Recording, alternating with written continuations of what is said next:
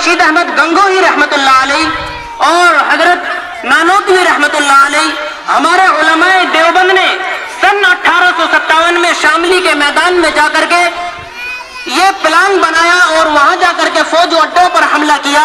تھانہ بھون کے اندر اس کی میٹنگیں ہوئی اور وہاں یہ پلان بنائے گئے کہ کس طرح سے ہم اپنے ملک کو آزاد کریں. وہاں ان علماء کرام نے اپنے فوجی دستے تیار کیے اور لوگوں کی اور قوم کی رہنمائی کرتے ہوئے سب سے پہلے یہی خانقاہوں کے علماء، یہی مدارس سے اٹھنے والے علماء کرام سب سے پہلے میدان میں آئے اور شاملی کا میدان میں جا کر کے جنگ لڑی کہ جس کے اندر بے حساب علماء شہید ہوئے. حافظ ضامن رحمت اللہ علیہ شہید ہوئے، حضرت گنگوہی اس کے اندر جیل میں گئے، حضرت نانوتوی رحمت اللہ علیہ نے روپوشی کا سامنا کرنا پڑا. تو میرے عزیز دوستو، بتلانے کا مقصد یہی ہے کہ اس ہندوستان کو ہمارے علماء نے اپنی جان سے زیادہ قربانی دے کر اس ہندوستان کی مٹی کو اپنے لہو سے رنگ کر اس ہندوستان کو آزاد کیا. دہلی کے اندر نہ جانے ہزاروں علماء کو روزانہ تیلوں کے کڑھاؤں کے اندر پکا کر کے شہید کر دیا جاتا تھا. میرے عزیز دوستو، جب شاملی کے میدان میں ہمارے علماء کو اسباب کے نہ ہونے کی وجہ سے ناکامی کا سامنا کرنا پڑا تو علماء دیوبند نے دارالعلوم دیوبند کی بنیاد رکھی. سن 1866 عیسوی کے اندر علماء دیوبند نے دارالعلوم کی بنیاد رکھی اور اس کی بنیاد رکھنے کا مقصد بھی ظاہر کیا کہ اس کی یہ بنیادوں کو رکھنے کا مقصد یہ ہے کہ ہم رنگ و نسل کے اعتبار سے دلوں کے اندر اللہ اور اس کے رسول کی عظمتوں کو پیدا کر کے ان کو اتنا جری اور بہادر اور نڈر یہاں سے بہادر پیدا کریں گے کہ وہ آنے والی نسل اس ہندوستان کو اپنے خون سے اور اپنی محنتوں سے آزاد کرا کر ہی دم لیں گے. تو چنانچہ دارالعلوم دیوبند سے حضرت شیخ الہند رحمت اللہ علیہ تیار ہوئے، حضرت حسین احمد مدنی رحمت اللہ علیہ تیار ہوئے. ہمارے علماء دیوبند نے پھر سے دوبارہ اس بیڑے کو اٹھا کر کے سن 1947 تک، میرے عزیز دوستو، اتنی قربانیاں ہیں کہ ان کو چند گھنٹوں میں اور چند منٹوں میں بیان کرنا ممکن ہی نہیں ہے.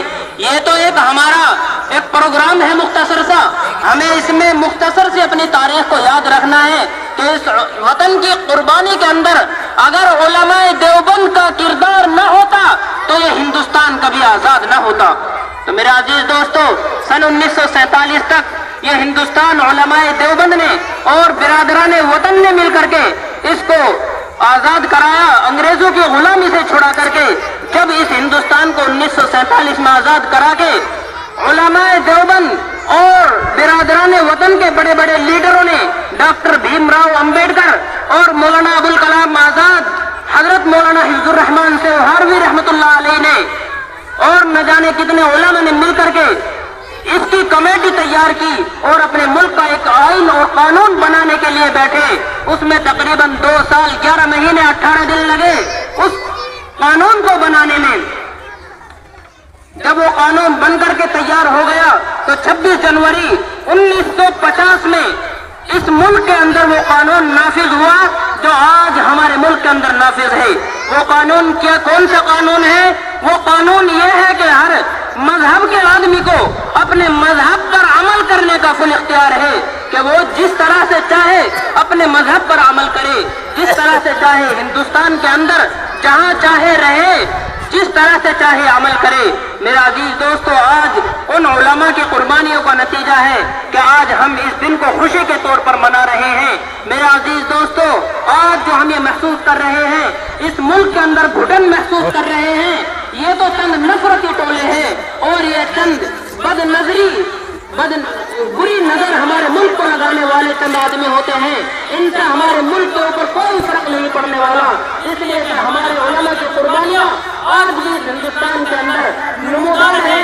دلی کی جامع مسجد، لال قلعہ اور قطب مینار، نہ جانے کتنی علامتیں ہمارے اس ملک کے اندر آج بھی ہمارے بڑوں کی اور علماء کی اور ہمارے اکابرین کی نشانیاں موجود ہیں. تو اس لیے سب سے پہلے ہمیں یہ یاد رکھنا ہے کہ یہ 26 جنوری کا دن جو ہے یہ یوم جمہوریہ، یعنی ہمارے ملک کا آئین جو نافذ ہوا وہ اس 26 جنوری کے دن نافذ ہوا.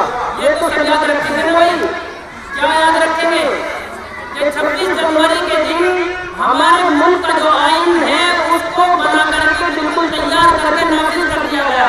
इसलिए इस खुशी में हम अपने 26 जनवरी के दिन को मनाते हैं। इसलिए तमाम हज़रात इन मुख्तसर सी बातों को हमारे तलबा को चाहिए कि अपने उलमा की अकाबिरीन की तारीख को पढ़ें। बहुत लंबी तारीख है, इसको चंद घंटों में चंद मिनटों में बयान करना ये तो बड़ी प्रयास है कि इसको तो मुमकिन ही नहीं है। बहुत लंबी तारीख है। बस मुख्तसर सी यही है कि हम इस दिन को क्यों मनाते हैं। उसका ये नतीजा है कि हमारे उलमा ने जो कुर्बानियाँ दी उस कुर्बानी का नतीजा जो आया हमारे हिंदुस्तान में वो ये है कि आज हम यहाँ आज़ाद हैं। अल्लाह तबारक व तआला हम